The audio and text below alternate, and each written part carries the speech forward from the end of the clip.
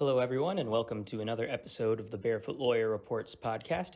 My name is Will Dethridge, the producer, and joining me as always is Chen Guangcheng. Hi, my friend. Happy traditional New Year.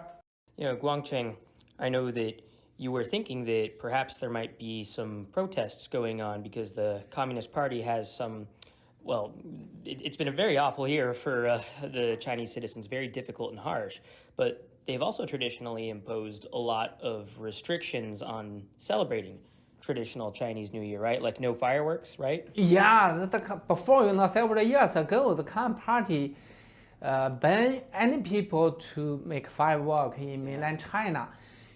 Because, 3 weeks ago, Chinese people tried to use the firework to oppose the Communist Party's policy. That was around Western New Year's, right? Yeah. Now, the company looks like relaxed that policy. Right. So this weekend, I called my family in mainland China. They said from the midnight until 10 o'clock in the morning, the fireworks never stop. Nice. Yeah, That's a lot awesome. of people, excited about this. The traditional New Year came back. Yeah, no, that's fantastic. So the people on the internet, the netizens said, any firework is protest the Communist Party. Yeah, that is very important. If the people join hands together, the regime have to become soft. The fact that the Communist Party felt like it had to relax its very stringent laws on celebrating New Year's it is a victory for Chinese people. And then the fact that so many of them decided to light off fireworks and celebrate this freedom that they've regained, it is pretty significant, right, Guangcheng? Yeah, that is, yeah. Were there many arrests at all, or was it pretty tame, this Chinese New Year, you think? Of course, the Trump Party looks like keep silent.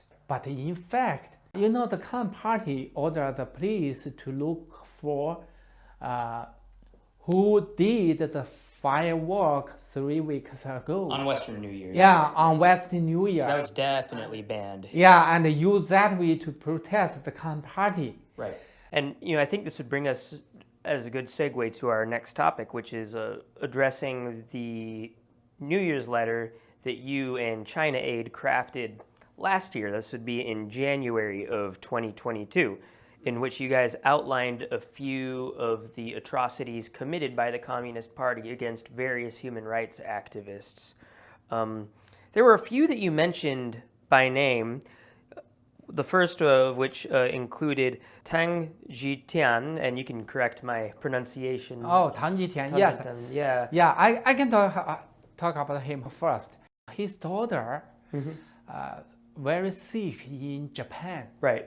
And the doctor put her in ICU? ICU. Okay. Yeah, Yeah, it was ICU. He tried to come to Japan to see her, but the Communist Party said if you come outside, you will did bad thing for our country, so stop him to come to Japan. Did his daughter ever recover, or did she die as well? No die, still in the ICU. So she's still in the ICU today? Yeah, in Japan. Oh my gosh.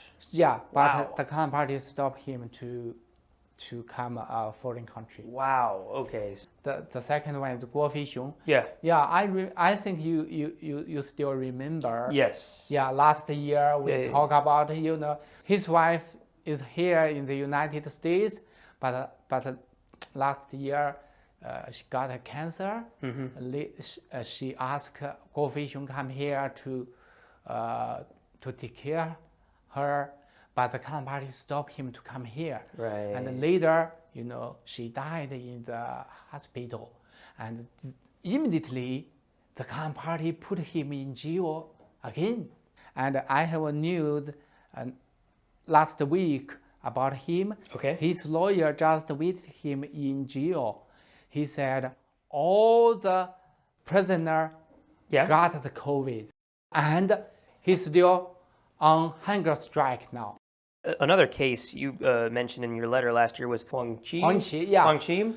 Yeah, another case where wasn't able to see his mother before she died of cancer, right? Yes, yes. Huang Qi, in fact, Huang Qi, yeah, earthquake happened in Sichuan 2008. And before that Olympic in Beijing, right? Yeah. And a lot of building fall down, and a lot of people, more than several thousand people died. Right. Several students huge. died. Yeah.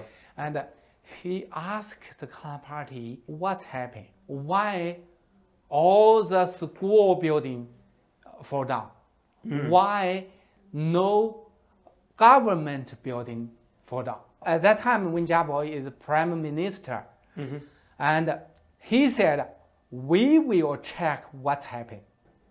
So, the people believe the Communist Party, and okay, we wait. Okay, more than 1 year, no news. So they come Beijing to ask them to, you promise us to check what's happening, please to do that. Then the Communist Party, punish them, include Huang Qi, and put him in jail. And his mother very old, and later she got cancer.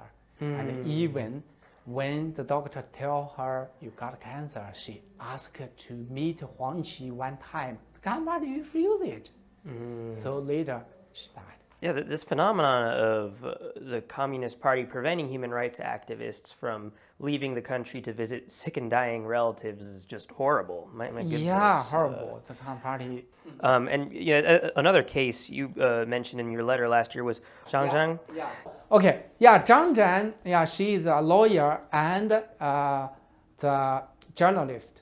When the Communist Party closed Wuhan city, she come from Shanghai to Wuhan to try to know what's happened when the city closed.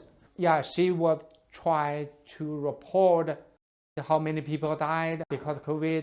And later the Communist Party ordered the police from Beijing work with the Shanghai police come to Wuhan to take her back Shanghai and put her in jail.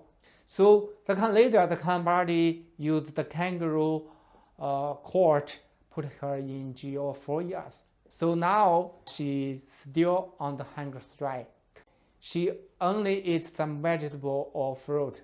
Well, we'll continue to document these cases and especially developments with hopefully more protests this year on our website at catholic.edu/chr.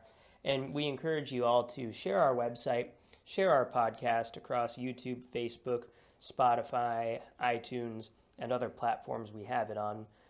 We've also started putting these podcasts on Rumble and Odyssey as well, which are less prone to censorship.